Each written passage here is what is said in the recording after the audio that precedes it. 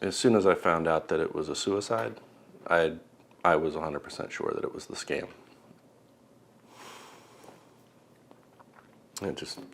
It crushed him. It took the life out of him. It has only been a couple months since Matt and Adrian suddenly lost their father. I mean, our father was the grand optimist. He was always. And they extinguished that for him. I meet them at Adrian's home in Northern Virginia, where their father's ashes have yet to be buried.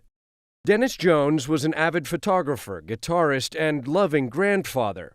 But last summer, Dennis started withdrawing from the family, instead talking daily to a woman he met on Facebook.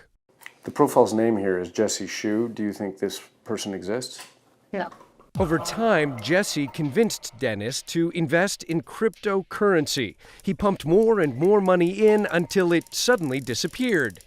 Text messages show Dennis was desperate, and yet his children say he still trusted his friend named Jesse. I do believe he loved the person that he believed was behind that profile. Corinna, who works in biotech in Northern California, is also the victim of an online cryptocurrency scam. Were you in love? I was. Yeah, I really felt like I trusted this person. She says she first met her scammer on the dating app Bumble. How much money did you lose? In the end, I ultimately lost $150,000. I mean, I went into a depression. I was depressed. Ashamed, embarrassed that I had done all this without sharing it with anybody. I've been a prosecutor for over 25 years. I spent 9 years in sexual assault, and I've never seen the absolute decimation of people that I have seen as a result of pig butchering. Erin West is a deputy district attorney in Northern California, specializing in online crypto scams she calls pig butchering. We've got over $5 billion in losses. In 2023? In 2023, and that's up 38% from last year. And when crime is growing at 38%, that's something you better keep your eyes on.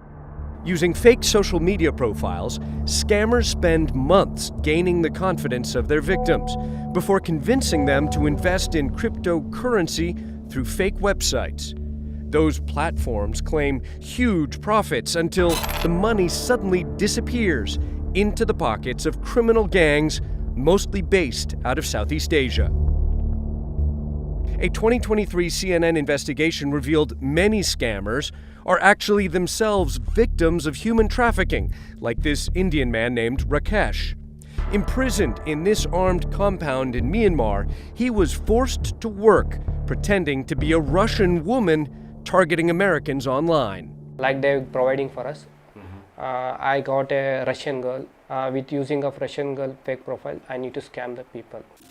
Investigators warn of a mass transfer of wealth, stealing billions of dollars from ordinary Americans, and this year they predict it will only get worse.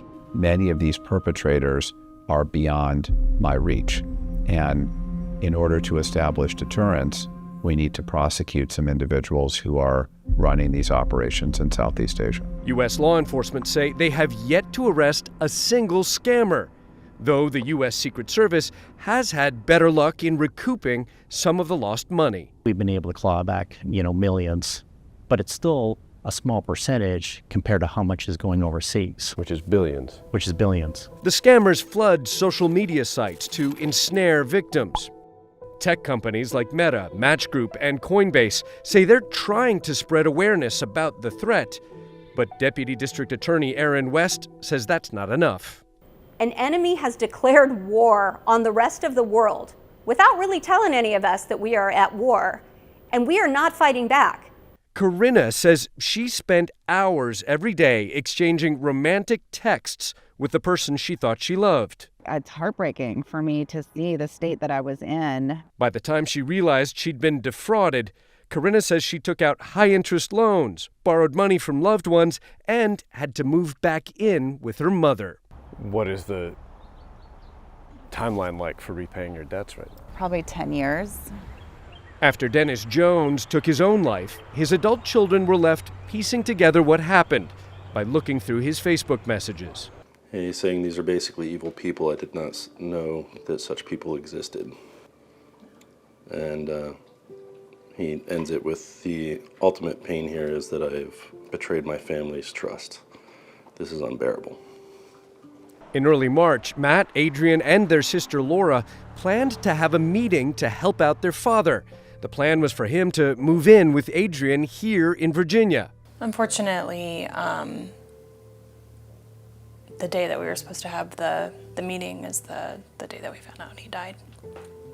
You know, he died embarrassed, ashamed, you know, financially devastated and heartbroken.